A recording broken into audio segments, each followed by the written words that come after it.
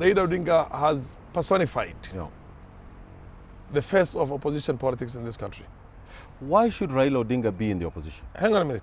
He had personified for such a long period of time the face of opposition politics in this country. We're tired of that. By and large, the bulk of the time, he had his election robbed. So in a sense, if the rigging did not take place, he would have been in the government and somebody else would be out there to make the government accountable. Of course. Now that he has joined the system, Yes. and it looks like everybody's going to join the system, Yes.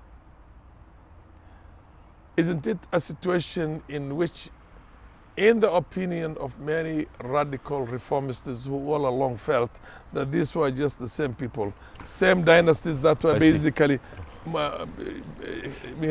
I see. The case of the chairs. I see what you're saying. The question you're asking me, Farah Maalin. I haven't asked the question yet.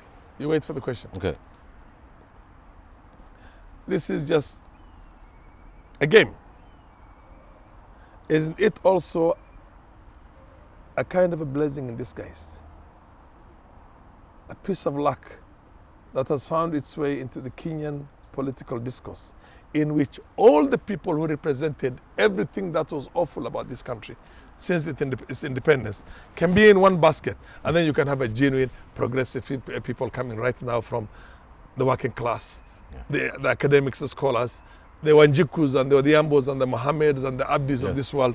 Isn't it an opportunity for us right now, when you have Raila and Uhuru and all of them and Ruto and God knows who and everybody else in the same basket?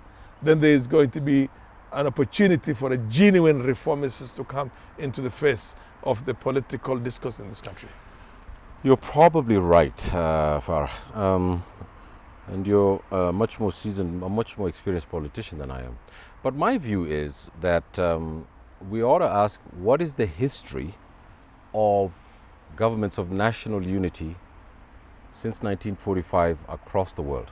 And if I could use one example, in 1940, when Churchill was asked to become Prime Minister in England, he invited Clement Attlee, who was the Labour leader, to form a government of national unity. There was a war. It was a war. There was a war. And Britain was in a war situation, so you cannot afford to have opposition. Britain was in a big problem. I know. Kenya is not at where Britain was then, with an army waiting to invade. Equally in a very bad position. But there is an equally bad position. There's an insurrection in the country that is formidable, and it is tribal. And it's very backward, very regressive. And it can raise the nation that we're trying to bring together. And we don't have a choice in this issue. You and I are Somalis. We have neighbors next door. Probably the only country that the white man said would become a nation after he left. That nation is not working, and they're one people, one language, one faith. The one that has had multiple ethnicities with different religions and different languages. And a better history. And is working a little better than that. So, Farah, you've got to account for this African... So we are trying to avoid an implosion. An implosion in this country. In this country. Yes. And in order to avoid that, we are more or less like the state in which the UK was in 1940. Yes. When there was a war with the fascist Nazis. Yes. And basically we cannot afford to have division in the country. Correct. We need to bring all the country together. And the transition isn't the implosion itself a creation of the same political class? The dynasties in this case? Yes. Who, although they were in opposition, always were friends talking to one another in the evenings. I agree with you. The competition was a facade. Yeah, I completely agree. And is it not because the common man has suffered too long, and it's the only opportunity that the common man can come together right now in a unified format, without looking at region, religion, ethnic, and all that? I agree with you completely. It is the dynasties of this country, particularly the Kenyatta and the Odinga. And the Odinga dynasty, And from of course, the Moi dynasty. The Moi dynasty Kibaki was a stopgap, but the two protagonists in the political economy of Kenya's politics are the Kenyattas and the Odingas. Okay. And each formation, through independence, up to today, has been a formation either holding them apart or following these two dynasties. And it is really a great thing For them to come together For them now. to come together. Okay. It is really, for me, it's probably the best thing that ever happened to this country in a very long time. Probably and I the think, best thing, because then the common man is going to understand And that I the think- political class Yes. only cares about And I itself really think and, we should- and can cut a deal. Yes, and I Can really cut think a deal I really think we that both doesn't take into consideration the interests of the common man. we both know Mr. Okay. Kenyatta. Yes. We know President Kenyatta. Yes. And I think we should give President Kenyatta a lot of Credit. credit, For what?